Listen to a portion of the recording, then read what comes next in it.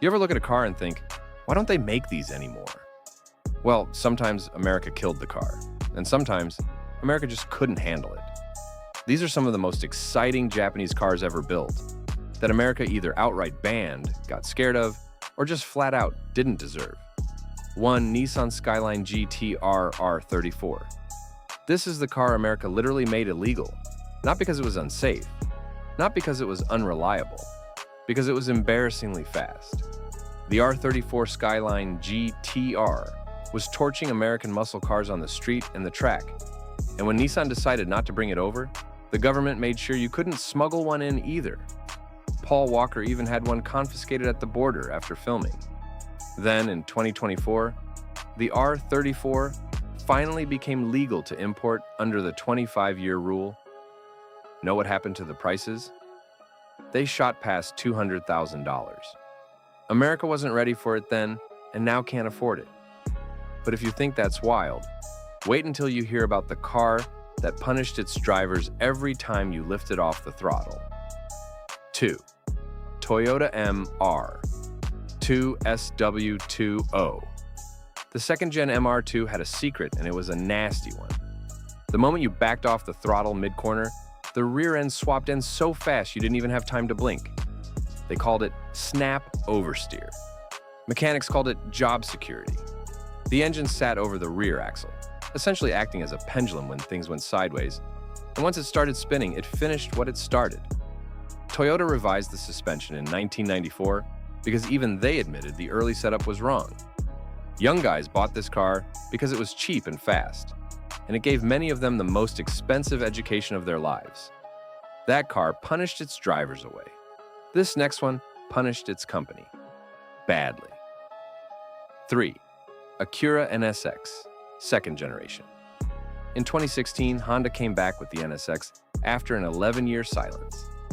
They promised a technological masterpiece.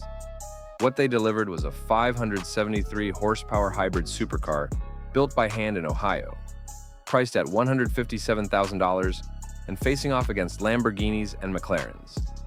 Most Americans looked at it, shrugged, and kept walking. In 6 years, they sold fewer than 2,600 units total. The interior borrowed bits from regular Hondas. Journalists loved the tech, but felt nothing behind the wheel. And in 2022, Honda quietly pulled the plug. The first NSX was a legend. The second one was a case study. But at least the NSX made it to America. This next car was kept out entirely, and for reasons that will annoy you. 4. Mazda RX 7FD post-1995. Mazda sold the third-generation RX-7 in America from 1993 to 1995. 3 years, that's all you got. In 1996, America required all new cars to have OBD2 emissions diagnostic systems. The rotary engine was already burning oil by design and producing emissions that made regulators nervous, and Mazda decided it wasn't worth retooling the whole car for a market that wasn't buying enough of them anyway. So they killed it in America and kept building it in Japan until 2002. Those 1999 to 2002 JDM models are only now becoming legal to import, and a clean one starts around $60,000. Now here's one that was actually sold in America. It's just that nobody wanted it, and that's Subaru's fault, not yours. 5. Subaru SVX. Subaru walked into the luxury sports coupe market in 1992 with a gorgeous Italian-designed spaceship and immediately got laughed out. The SVX was penned by the same designer behind the DeLorean and several Ferraris. It had a flat-six engine, AWD, a cockpit-style interior, and a bizarre window-within-a-window design that looked either futuristic or deeply unsettling, depending on your mood. The problem?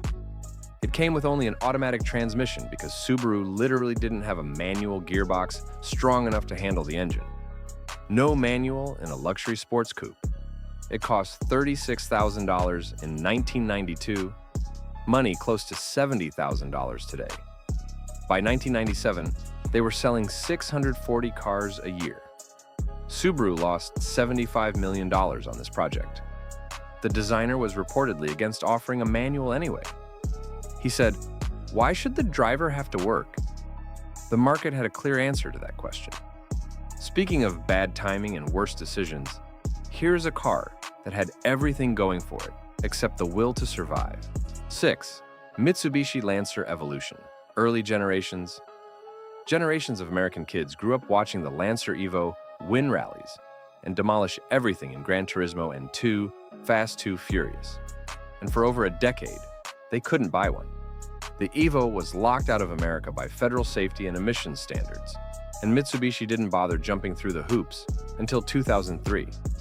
By the time the Evo 8 finally hit US dealerships, it was already a decade into its legend, and they were selling roughly 200 a month.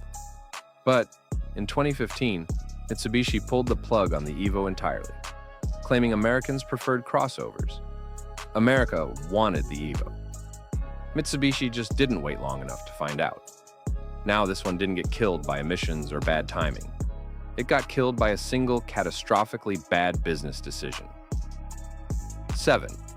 Mitsubishi 3000 GT VR4.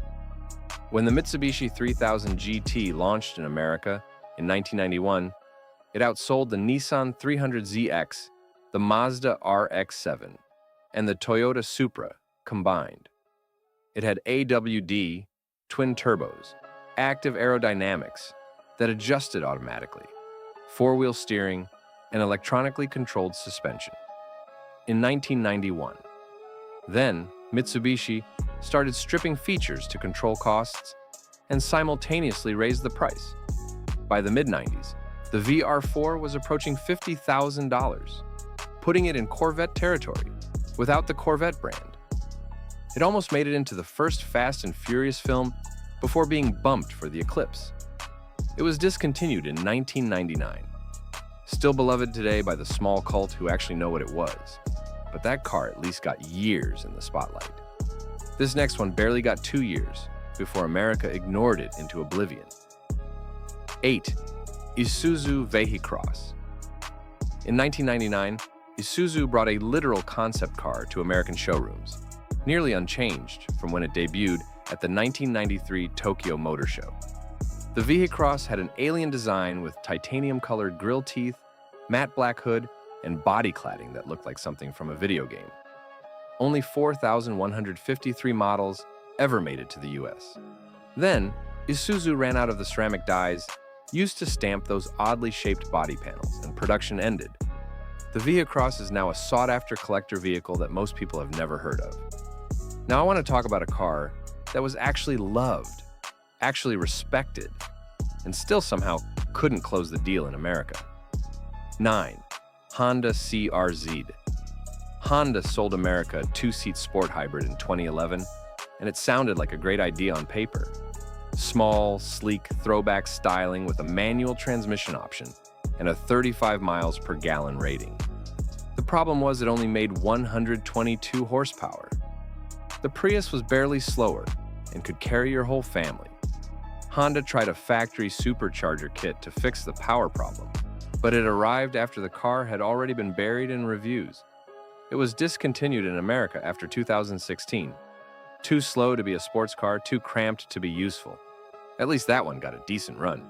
This next one got to America and immediately got a reputation that followed it like a curse. 10. Suzuki Samurai. In 1988, Consumer Reports published a test claiming the Suzuki Samurai had a dangerous tendency to tip over. Suzuki called it a setup. They sued Consumer Reports for $600 million. They lost. Sales, which had been climbing steadily since 1985, collapsed almost overnight. American buyers had already started moving toward full-sized SUVs, and nobody wanted to be seen in the small, boxy Samurai after the rollover story spread. Suzuki finally pulled the plug in 2013. The irony? Consumer Reports eventually retracted key parts of that original story after further investigations. But it was too late for Suzuki. And now, for our final car, one that is still being sold right now, still being praised by critics, and still somehow struggling to make Americans care. 11. Toyota GR Supra A90.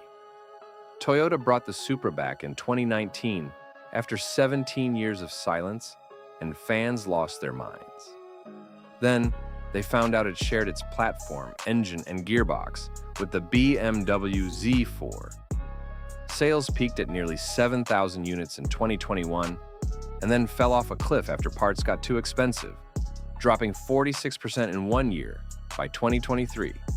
Toyota announced the A90 Final Edition late in 2024. As of March 2026, Supra production ended. The car that was supposed to resurrect a legend is now itself history again. And somewhere out there, a pristine 1993 MK4 just sold for $65,000. The original is still winning,